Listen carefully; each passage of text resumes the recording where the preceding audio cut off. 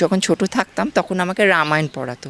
আমার মা বলতো রাম যখন রাজা হতে যাবে তখন রামকে 14 বছরের জন্য বনে পাঠিয়ে দেওয়া হলো, বনবাস করা হলো।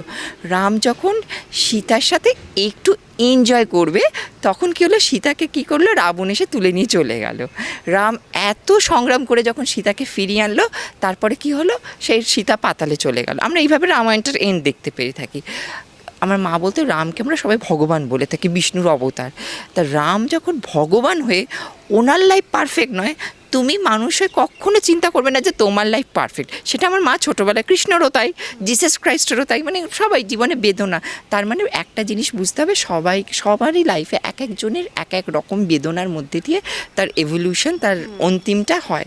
তা সেই ক্ষেত্রে আমিও তো বেদনাটা অনেক পেয়েছি, যার জন্য প্রভু দাও মোরে আরও বেদনা যাতে আমি পাই আরও চেতনা। সেই বেদনা থেকেই